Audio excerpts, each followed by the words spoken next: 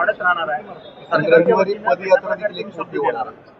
हा पदयात्रा देखील रविवारी या ठिकाणी आयोजित आहे. नाही, जनभावना आणि जनभावनांचं प्रतिबिंब आपण समजू शकतोय. यासाठीच तर दोन्ही खासदार महोदयांनी या ठिकाणी प्रयत्न केलेत आणि ते प्रयत्न आणि त्याला टाइमलाईन सुप्रीम कोर्टामध्ये ज्या पद्धतीची निर्णय प्रक्रिया व्हायला पाहिजे तोपर्यंत आपण प्रयत्न करतोय आणि आपण ते यशस्वी होणार आहोत. सूर्या, तीन आता राजकीय बळी त्या ठिकाणी होताना दिसते का? कारण माझी एवढीच विनंती आहे जैन धर्मियांच्या मनामध्ये त्या हातीविषयी असणारी आपुलकी, त्या नांदणी मठातल्या मठाधिपतीपासून सर्व भाविकांचा त्यांच्याविषयी असणारी इमोशनल अटॅचमेंट, याला राजकारणाचा वास येऊ नये. खरं तर एका बाजूला ज्या पद्धतीचं एक लोकांमध्ये लोकभावना आहे ती इमोशनल अटॅचमेंट आहे, पण दुर्दैवाने त्या इमोशनल अटॅचमेंटला सुद्धा पॉलिटिकल अटॅचमेंट जी येते ती सगळ्यांनीच थांबवली पाहिजे.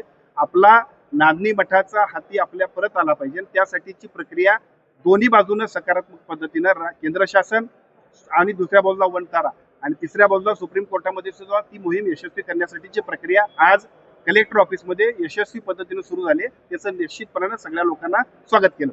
धन्यवाद. इतर ठिकाणी सुद्धा मठांना